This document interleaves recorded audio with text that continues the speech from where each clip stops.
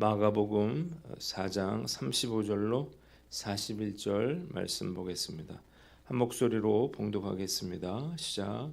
그날 저물 때에 제자들에게 이르시되 우리가 저편으로 건너가자 하시니 그들이 무리를 떠나 예수를 배에 계신 그대로 모시고 가매 다른 배들도 함께 하더니 큰 광풍이 일어나며 물결이 배에 부딪혀 들어와 배에 가득하게 되었더라. 예수께서는 고물에서 베개를 베고 주무시더니 제자들이 깨우며 이르되 선생님이여 우리가 죽게 된 것을 돌보지 아니하시나이까 하니 예수께서 깨어 바람을 꾸짖으시며 바다더러 이르시되 잠잠하라 고요하라 하시니 바람이 그치고 아주 잔잔하여 지더라. 예수 제자들에게 이르시되 어찌하여 이렇게 무서워하느냐 너희가 어찌 믿음이 없느냐 하시니 그들이 심히 두려워하여 서로 말하되 그가 누구이기에 바람과 바다도 순종하는가 하였더라. 아멘.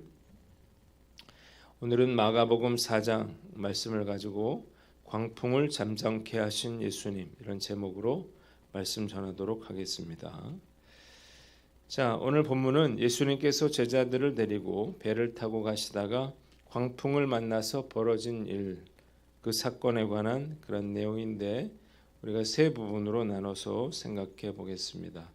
먼저 35절로 37절 말씀, 우리 37절을 봅니다. 한번 따라해 봅시다. 큰 광풍이 일어나며 물결이 배에 가득하게 되었더라.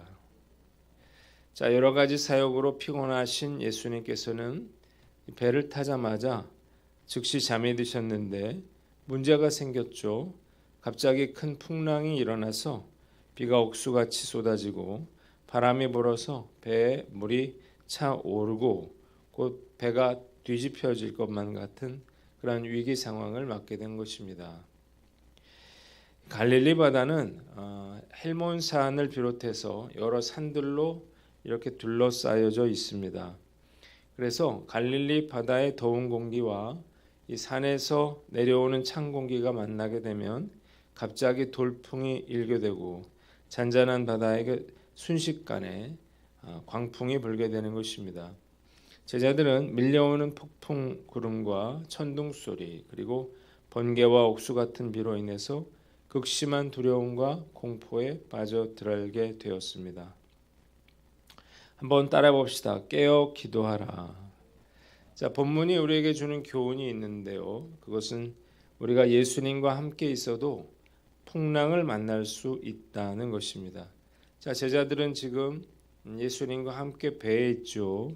그런데도 이 풍랑이 몰려왔습니다.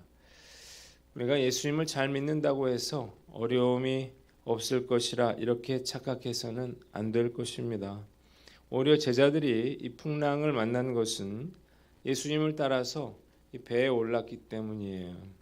어쩌면 예수님을 따라가려고 노력하는 자들이 더 어려움을 겪을 수도 있습니다. 언제 어디서 어떤 풍랑이 밀려오게 될지 알 수가 없어요. 때문에 우리가 방심해서는 안 되는 것입니다. 풍랑을 대비하며 살면 풍랑이 밀려와도 우리가 덜 당황하게 되겠죠. 우리가 어떻게 풍랑에 대비할 수 있는가?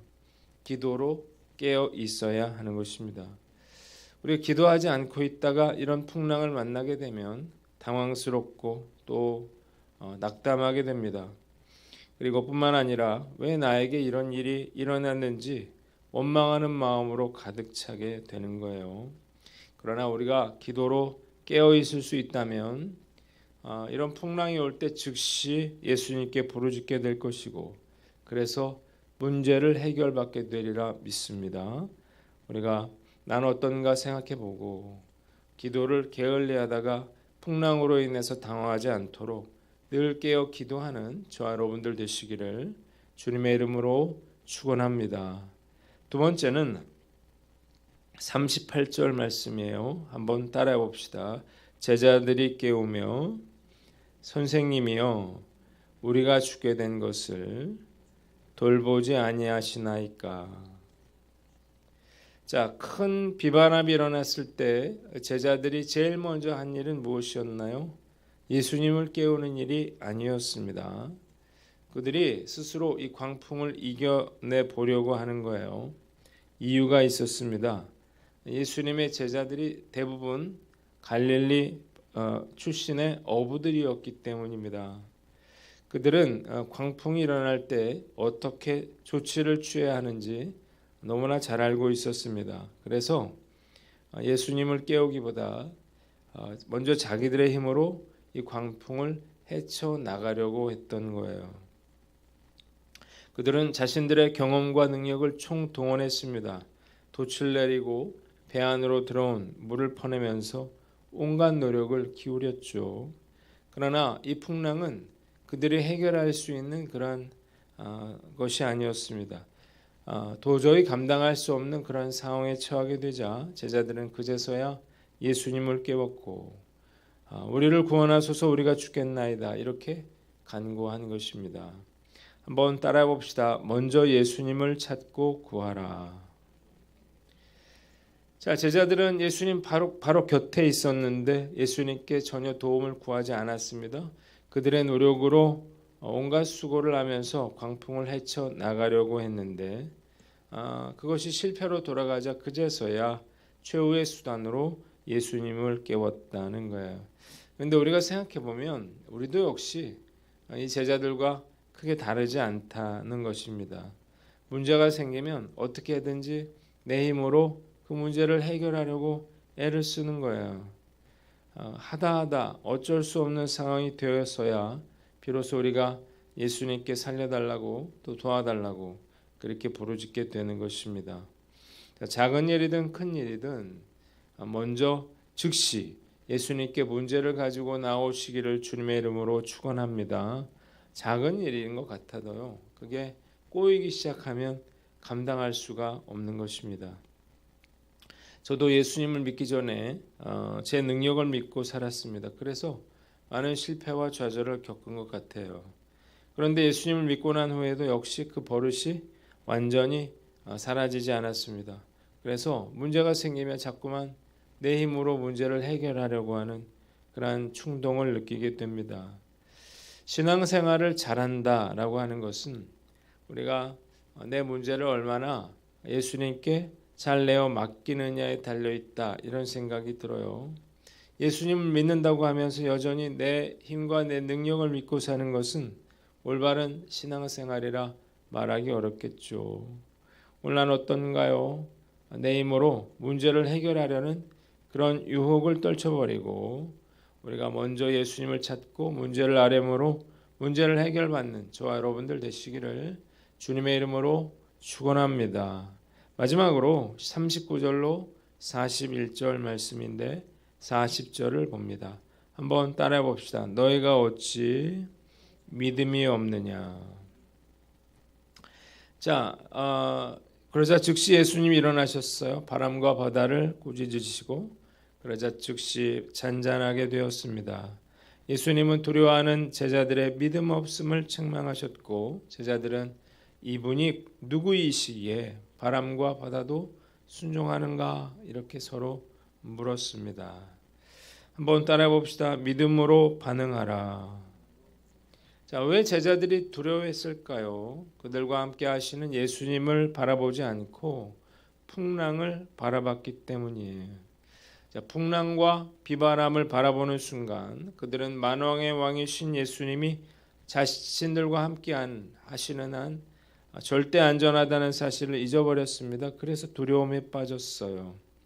만일 그들이 만유의 왕이시며 창조주이신 예수님께서 자신들과 함께 하신다는 사실을 알았더라면 풍랑도 두려워하지 않을 수 있었겠죠. 그래서 예수께서 내가 너희와 함께 있는데 어찌하여 무서워하느냐 이러면서 그들의 믿음 없음을 책망하신 것입니다. 이것은 풍랑을 제자들이 해결하지 못했기 때문이 아니라 그들이 예수님과 함께 있음에도 불구하고 무서워했기 때문이고 처음부터 예수님을 의지하지 않고 그들의 힘과 능력을 의지했기 때문입니다. 사실 우리 인생에 불어닥쳐오는 이런 풍랑은 결코 만만한 것이 아닙니다.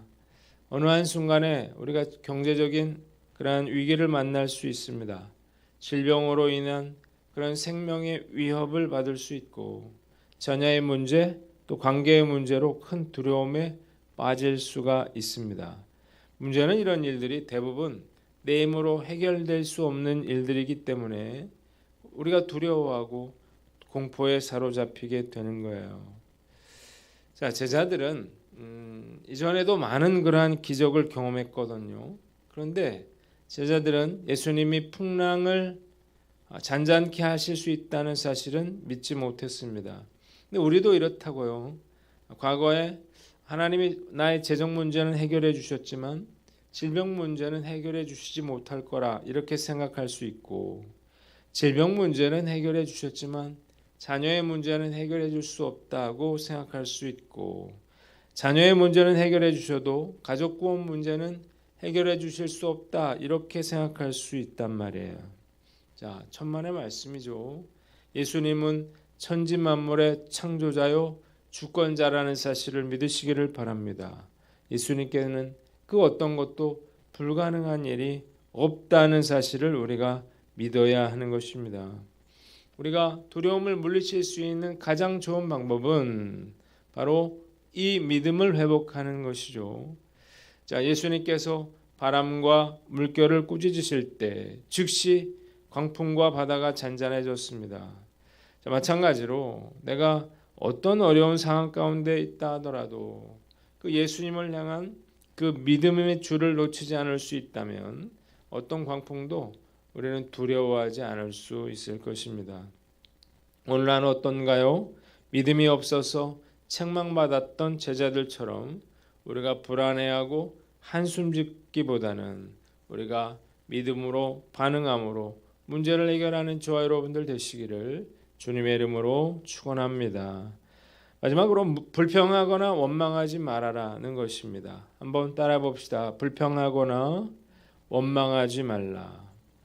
자, 어려운 문제가 있어요. 감당하기 힘든 고난 가운데 있더라도 우리가 불평하거나 낙심하지 말아야만 합니다. 자, 믿음을 가지고 하나님을 의뢰하는 삶을 산다면 우리가 만난 환난과 시험들은 기적을 경험하는 간증으로 바뀌어 주리라 믿습니다. 만일 제자들이요, 이 갈릴리 바다를 그냥 평탄하게 배 타고 건너갔더라면 광풍을 다스리시는 그 예수님의 능력을 체험할 수는 없었을 것입니다. 제자들은 이 기적을 보고 뭘 알게 됐습니까? 예수님이 바람과 바다까지도 복종시키는 분이라는 사실을 그들은 똑똑히 깨달았습니다. 마찬가지로 우리가 고난이 없이 평탄한 삶만 살게 된다면 우리는 하나님의 기적을 체험하는 신앙을 우리가 가질 수가 없는 것입니다. 오늘 어떤가 우리가 한번 살펴봐야 되겠죠. 조금만 힘들고 어려운 일 생기면 우리는 불평하고 원망하는 마음이 생겨납니다. 참 죄송한 일이 아닐 수가 없어요. 자, 우리가 고난과 역경은 주님의 기적을 경험할 수 있는 좋은 기회라고 하는 사실을 깨닫고 어떤 상황에서도 불평하거나 원망하지 않는 저와 여러분들 되시기를 주님의 이름으로 축원합니다. 기도하겠습니다. 하나님 아버지 감사합니다. 어떤 고난에도 우리가 믿음으로 반응케 하여 주시고 불평하거나 원망하지 않게 하여 주시옵소서.